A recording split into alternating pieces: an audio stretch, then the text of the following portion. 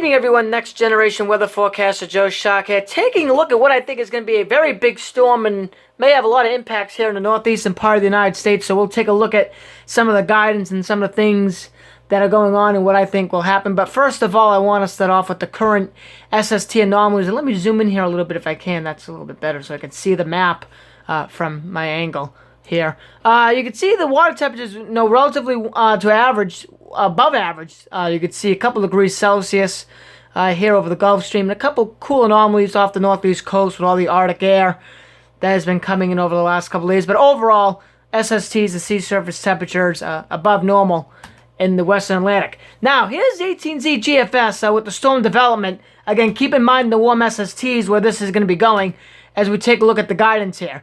So here is Wednesday afternoon with the GFS. You can see the low developing there Wednesday afternoon at 1 p.m. 6 hours later, 7 p.m., 6 hours later, 1 a.m. Thursday, it's down to 991. Then it goes down to 978, I believe. That's Thursday at 7 a.m. And then Thursday it goes from 978 down to 961. And then down to 958 by 7 p.m. Thursday. So this storm that's going to be developing is going to be called a bombogenesis, which is a storm that drops 24 millibars or more within 24 hours, and it looks like obviously that would be the case, if not dropping closer to 50 millibars, indicated by some of the models, and mainly the European, which we'll take a look at the end of the video. The European, absolutely ballistic, and its ensembles are ballistic as well. Now, you can see how far off the coast this is, and you can see there'll be, some light snow coming back into southern New England here during the event, but the threat is that this is going to be further west. And I saw a tweet from Jim Cantore be like, this is going to be one hell of a storm. And if this is further west, it's going to be an epic show for the Northeast, no question. Epic, epic show here in southern New England, given how strong the wind is going to be. As it is, wind gusts close to 50 miles an hour, with this thing being several hundred miles offshore. So again, this thing comes west. It's going to be one hell of a ride on next Thursday, to say the least. Now, here's the 500 millibar vorticity and why this is further east at the moment. You can see how this is getting captured. Here's the northern stream here. Here's the southern stream here. Here's the system Wednesday evening. Early Thursday morning.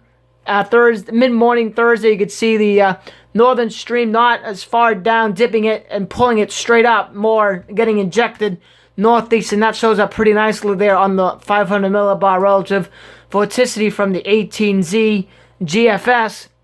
Here is the 18Z NAM. Wednesday afternoon, you can see the cyclone genesis developing there. Then it's down to 1,000. It drops 8 millibars according to the NAM. And one thing I want to point out here before I move on is you have two lows here, actually. And this is being depicted by the European as well. At the start of this, there's two lows. There's a low here to the west, and there's a low here to the east.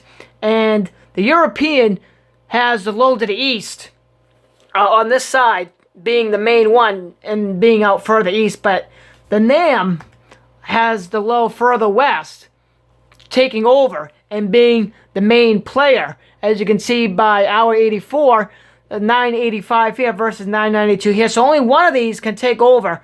So I believe that this is going to be resolved a little bit better by the models over the next couple of days, and it's a real challenge when you have two lows like this trying to take over. Which one will do it? So there's some skepticism here, and you'll see that in the ensembles. There's a relatively good spread. Here's the 12Z GFS ensembles. Again, you can see tightly clustered here, staying south and east of the benchmark, 40 north, 70 west, with a relatively minimum impact for the northeast. I believe this was supposed to be a map I was supposed to pull up. It appears that the maps that I got for the European did not load in there properly, so I'm going to have to take a break, and I'm going to go to the site and pull them up, and we'll come right back to the video in just a second. Here I am back with the maps actually from weather.us, home of the free European model data. Now, here we are. This is a little bit for different layout, so hold on while I try to find the times here.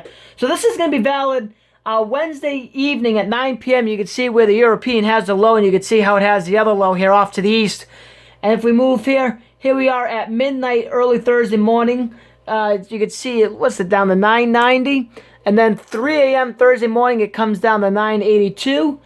6 a.m. Thursday, it's down to 979. And this is when it really begins to quickly intensify. There you can see it come down to 968, which is a 11 millibar drop in 3 hours. Then the next 3 hours, it's down to 961. You can see how it has that northeast movement on it. Then 3 p.m. down to 957.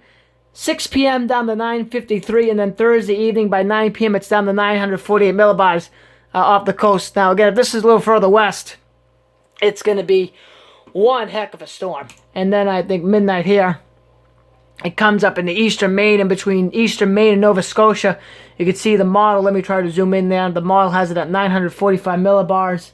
Let me go another 3 hours, and then if it's still on the map, yeah, as it comes in, it will begin to occlude. It goes up to 957.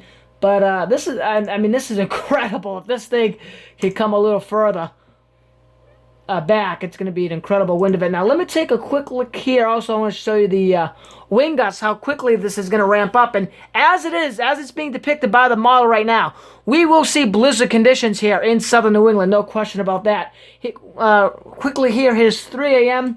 Thursday. Here's 6 a.m. Here's 9 a.m. Here's noontime on Thursday. You can see 30, 35 mile-an-hour wind gusts coming into southern New England. Here's 3 p.m. You can see 120 mile-an-hour wind gusts off the coast. You can see eastern southern New England coming up around 45, 50 miles an hour. 6 p.m.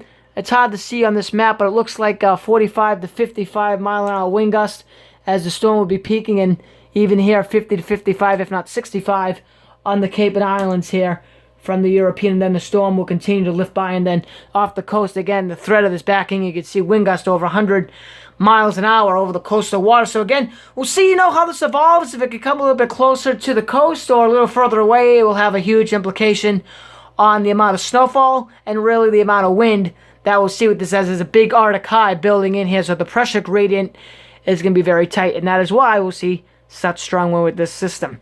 That's it for now, and thank you for watching.